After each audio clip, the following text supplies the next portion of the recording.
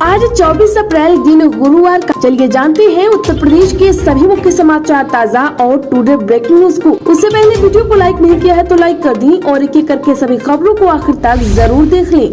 केंद्र में सरकार बदलने पर हट सकती है यूपी की भी सरकार। सपा प्रमुख अखिलेश की पत्नी डिंपल यादव का दावा। जी हां, सपा अध्यक्ष अखिलेश यादव की पत्नी और मैनपुरी लोकसभा सीट से प्रत्याशी डिंपल यादव ने कहा कि भाजपा की मौजूदा सरकार को हटाने की जिम्मेदारी युवाओं की है। केंद्र में भाजपा की सरकार हटने के बाद उत्तर प्रदेश में भी इस पार्टी की सरकार हट सकती है। मैनपुरी से मौजूदा सांसद डिंपल ने यहाँ एक चुनावी जनसभा में कहा, 2024 का लोकसभा चुनाव कहीं न कहीं संविधान और लोकतंत्र को बचाने का भी है। उत्तर प्रदेश के जिले में बदला 8वीं तक के स्कूलों का समय। मौसम विभाग के अलर्ट के बाद डीएम का आदेश। दरअसल यूपी में भीषण गर्मी के प्रकोप के बीच बीते दिन भले ही कुछ जिलों में मौसम का मिजाज बदल गया, लेकिन ज्यादातर स्थानों पर पारा 40 के ऊपर ही रिकॉर्ड किया गया है। इस बीच मौसम वैज्ञानिकों ने हीटवेव की चेतावनी दी। इसे देखते हुए बलिया के जिला अधिकारी ने 8वीं तक के स्कूलों का समय बदल दिया है। अब 8वीं तक के स्कूल दोपहर 12:30 बजे तक ही चलेंगे। इससे पहले 2 बजे तक चलाए जा रहे थे। उत्तर प्रदेश के कन्नौज से तेज प्रताप नहीं, खुद अखिलेश यादव उतरेंगे। क्यों बदल रहा सपा प्रमुख का मन? 25 को नामांकन की तैयारी। बता दें कि समाजवादी पार्टी अध्यक्ष अखिलेश यादव क्या खुद कन्नौज से चुनाव लड़ेंगे या पूर्व घोषित प्रत्याशी तेज प्रताप यादव ही पर्चा दाखिल करेंगे? इसको लेकर आज कन्नौज से लेकर लखनऊ तक चर्चा तेज हो चली है। कन्नौज की सपा यूनिट अभी भी चाहती है कि अखिलेश यादव खुद ही यहाँ से चुनाव लड़े और इसके लिए वह सपा प्रमुख को मनाने में लगी है। अखिलेश यादव 25 को कन्नौज जाएंगे। संभव है कि वह अपना इरादा बदलते हुए चुनाव लड़ने का ऐलान कर सकते हैं। हनुमान बनकर कांग्रेस की लंका में आग लगानी है, केंद्रीय मंत्री स्मृति ईरानी का राहुल गांधी पर तंज। जी हां, केंद्रीय मंत्री और अमेठी सांसद स्मृति ईरानी ने जनसंपर्क कार्यक्रम के तहत अमेठी के जगदीशपुर विधानसभा क्षेत्र पहुंची।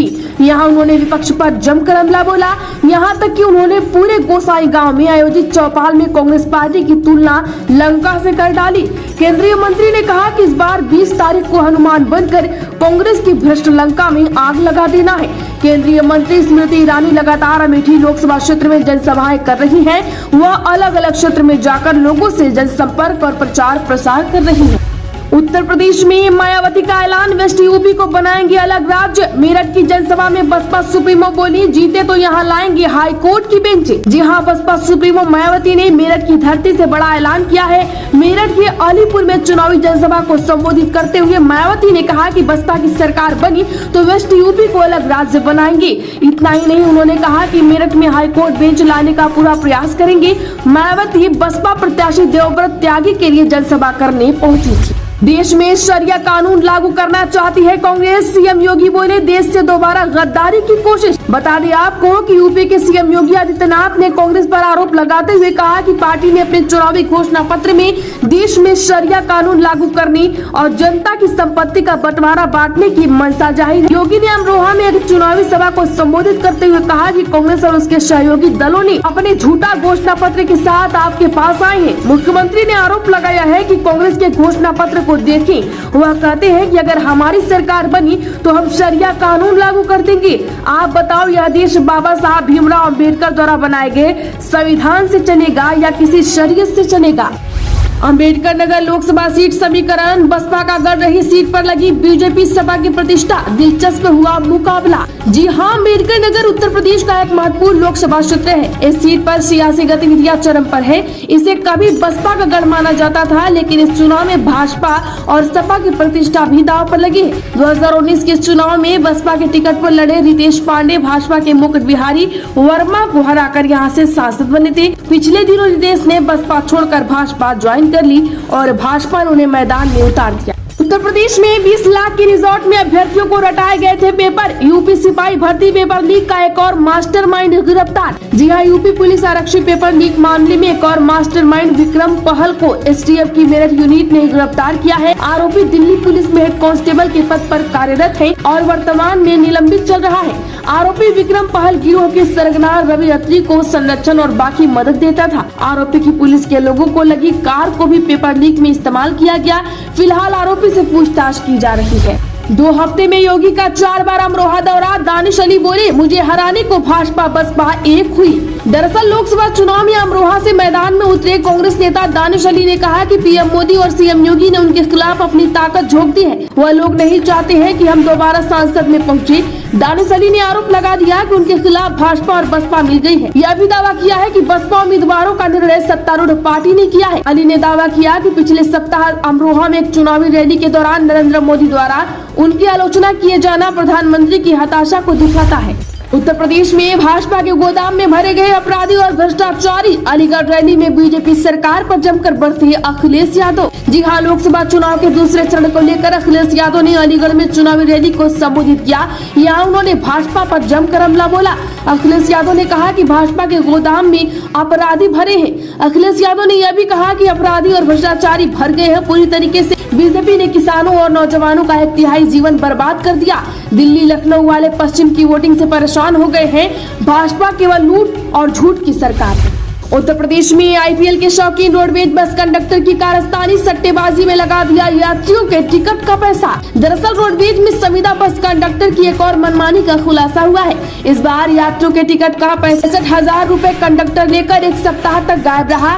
मामले की शिकायत के बाद पता चला कि आरोपी बस कंडक्टर कैशबैक समय से जमा नहीं करता है। जाँच में उजागर हुआ कि आरोपी ने यात्रियों के टिकट का पैसा आईपीएल क्रिकेट मैच के सट्टेबाजी में लगा दिया। अमरोहा पहुंचे सीएम योगी का कांग्रेस सपा पर निशाना, कहा आतंकी घटनाएं बढ़ी, अपराधियों का दिया साथ। जी हां, मुख्यमंत्री योगी आदित्यनाथ ने आज अमरोहा में एक जनसभा को संबोधित किया। मुख्यमंत्री का कार्यक्रम अमरोहा के वीर शास्त्री इंटर कॉलेज में रहा। बता दें कि सीएम योगी ने इस दौरान सपा और कांग्रेस पर भी जमकर निशाना साधा और पीएम मोदी के नारे लगवाए। फिर एक बार मोदी सरकार के नारे भी लगवाए। सीएम योगी ने कहा कि पीएम मोदी ने देश की तस्वीर और तकदीर दोनों बदलने का काम किया है। सीएम योगी ने आतंकवाद की चर्चा करते हुए विपक्ष पर निशाना साधा। उन्होंने कहा कि 2014 के पहले देश में आतंकी वारदातें हो चुकी थी।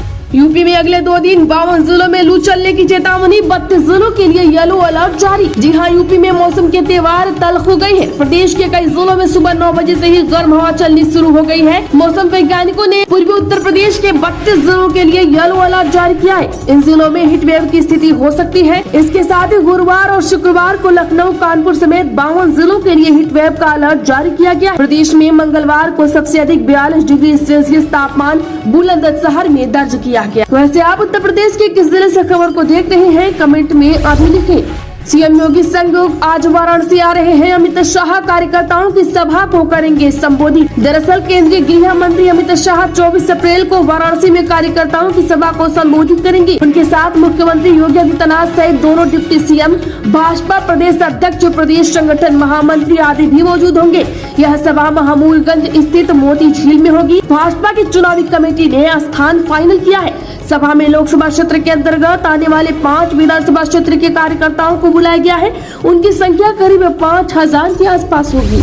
उत्तर प्रदेश में किसान आंदोलन के कारण कई ट्रेनें रद्द तो कई डाइवर्ट। आपको बता दिए कि मुरादाबाद में अंबाला मंडल के शंभू स्टेशन पर किसान आंदोलन से रेल संचालन आज भी प्रभावित रहा।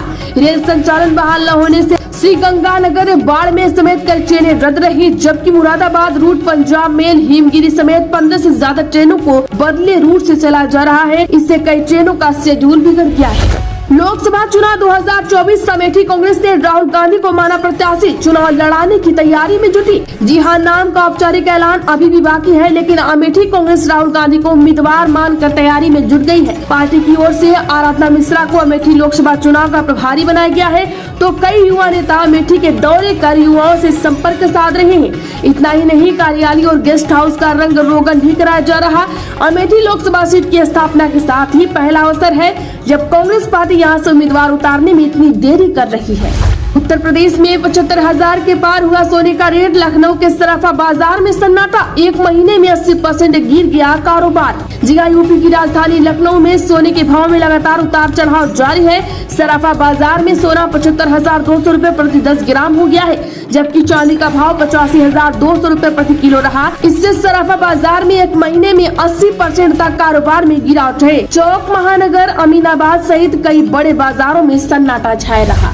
उत्तर प्रदेश में बसपा को झटका। मथुरा में मतदान से 2 दिन पहले इस नेता ने दिया इस्तीफा। ब्राह्मण समाज का अपमान करने का लगाया आरोप। जी हां, मथुरा में बहुजन समाज पार्टी को मतदान से पहले बड़ा झटका लगा है। सुरेश सिंह से पूर्व घोषित किए गए प्रत्याशी पंडित कमलकांत उपमन्यु ने इस्तीफा दे दिया। उन्होंने कहा कि उनकी टिकट कटने से ब्राह्मण समाज में नाराजगी थी। समाज के आदेश पर उन्होंने यह फैसला लिया है। कहा किसी अन्य दल में जाने पर अभी विचार नहीं किया जाएगा।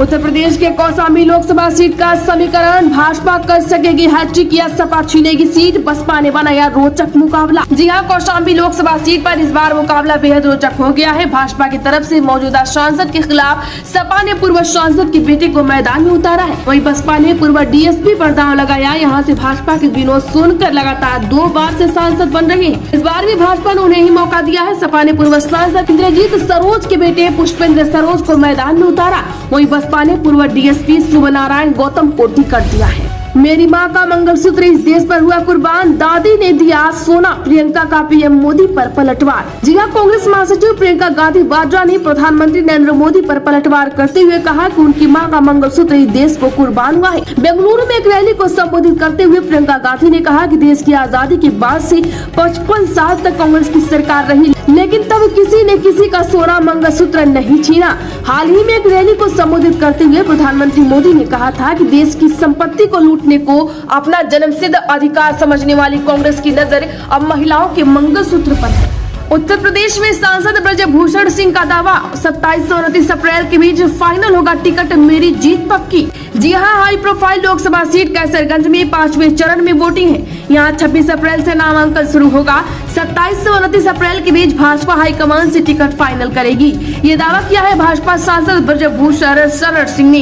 कैसरगंज संसदीय सीट पर करनैलगंज विधानसभा क्षेत्र अंतर्गत परसपुर में चुनाव प्रबंध बैठक के दौरान उन्होंने यह बातें कही है। उत्तर प्रदेश में डीएम का आदेश। चुनाव की वजह से 25 और 26 अप्रैल को बंद रहेंगे नर्सरी से 12वीं तक के सभी स्कूल। जी हां, उत्तर प्रदेश के मथुरा जिले में लोकसभा चुनाव 2024 के लिए मतदान को लेकर जिलाधिकारी ने सरकारी, गैर सरकारी, प्राइवेट व सभी मिशनरीज स्कूलों को 2 दिन बंद रखने के आदेश दिए हैं। दरअसल मथुरा में 26 अप्रैल को मतदान है और चुनाव सकुशल एवं शांतिपूर्ण तरीके से हो, इसको लेकर सभी स्कूल कॉलेजों को बंद किया जा रहा है। उत्तर प्रदेश में रायबरेली लोकसभा गांधी के मुकाबले आ सकता है दूसरा गांधी। प्रियंका के सामने वरुण को लड़ाना चाहती है भाजपा। जी हां, रायबरेली लोकसभा सीट पर नेहरू गांधी परिवार के 2 दिग्गज आमने सामने हो सकते हैं। इंडिया गठबंधन के तहत कांग्रेस से प्रियंका गांधी का उतारना तय है। वहीं भाजपा के शीर्ष नेतृत्व ने वरुण गांधी से वहां से चुनाव लड़ाने की बात कही है।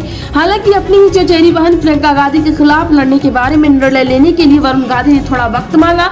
अब यह फैसला वरुण के हाथ में ही है कि वह चुनाव लड़ेंगे या नहीं। उत्तर प्रदेश के अलीगढ़ में 5 विधानसभाओं में 26 अप्रैल की रहेगी छुट्टी। छर्रा इजलास में 7 मई को सार्वजनिक अवकाश घोषित। जी हां, अलीगढ़ जनपद की 5 विधानसभा में वोटिंग दूसरे चरण में है, जबकि 2 विधानसभाओं में तीसरे चरण में है। 26 और 7 मई को मतदान वाले दिन सार्वजनिक अवकाश की घोषणा की गई है। मतदान दिवस पर सार्वजनिक अवकाश घोषित कर दिया गया। जिला मजिस्ट्रेट विशाखा जी ने जानकारी दी कि जनपद अलीगढ़ में 71 खैर, 72 बरौली, 73 अतरौली, 75 कोल, 76 अलीगढ़ में 26 अप्रैल को एवं 74 छर्रा व 77 इगलास में 7 मई को मतदान के लिए सार्वजनिक अवकाश रहेगा।